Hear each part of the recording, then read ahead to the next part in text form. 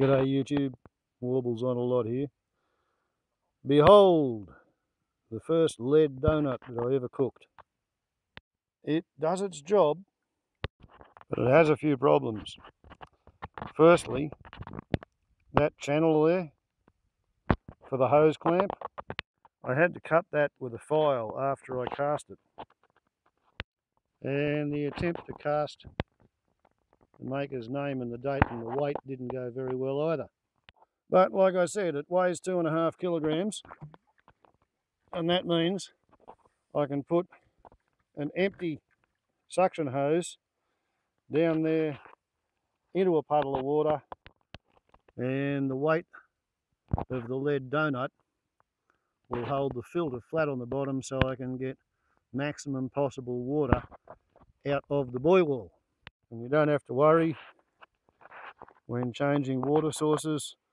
You just poke the hose in the hole and the weight of the lead will overcome the flotation of the empty hose.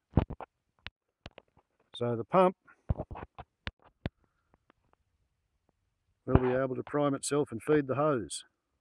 Having previously established that lead weighs about 13.32 grams per cubic centimetre, being in possession of a billet of lead that's 3¼ inches by 2½ inches by 2¼ inches, the required 2.5 kilograms of lead is a 4 centimetre slab off the end of the billet to be melted down into a donut. The original was slightly over 3 centimetres thick. This time, making due allowance for the hose clamp, having corrected for the mirror image effect, to go and take the ancestral billet of lead. No hillbilly home should be without one of them. Mark up the dotted line along which to go choppy choppy. So when cooking a lead donut, first calculate and mark your billet. Then place the marked billet onto a firm surface. The top of the ancestral swaging block will serve nicely. So now we take the ancestral hammer and cold chisel and we have a go at cutting along the dotted line.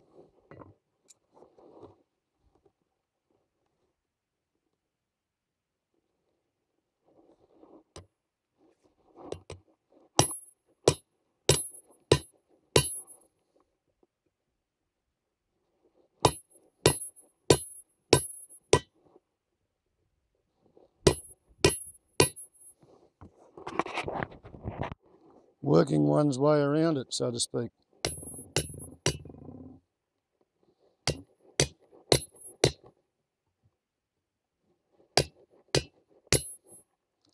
There are probably other ways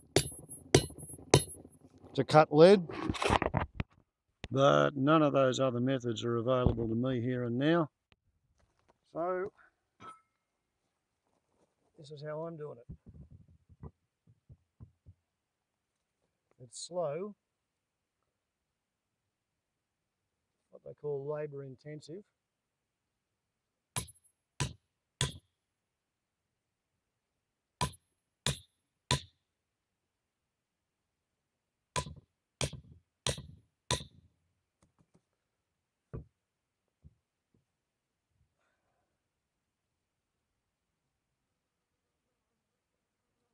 But it works.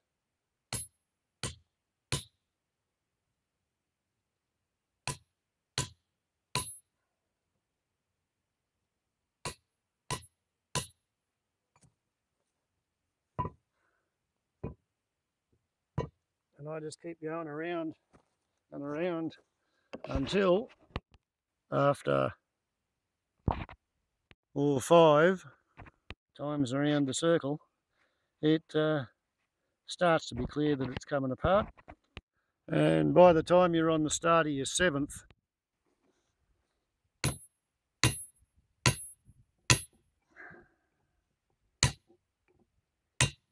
trip around the circle, you're getting pretty close, as you can see.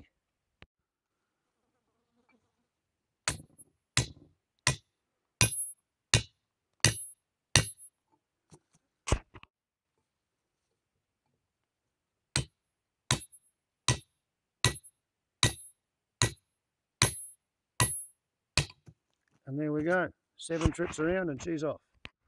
However, that is not going to fit in the crucible, and it would be inefficient to try and melt it in one go. So now I've got to cut the thing into smaller bits.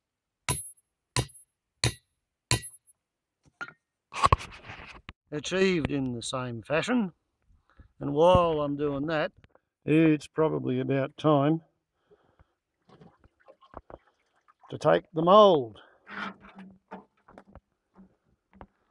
which has been swelling up so that the wood will expand and fill all the gaps, or almost all the gaps. And as you can see, yes, this is a recycled bottom, which I made the mistake on last time. So I'll just let that sit there, and the surface of it can dry out while the centre of the wood will remain moist enough that when I feed it molten lead, it'll maintain shape and it won't actually burn, but it won't blow up in a steam explosion either. At least it didn't blow up last time.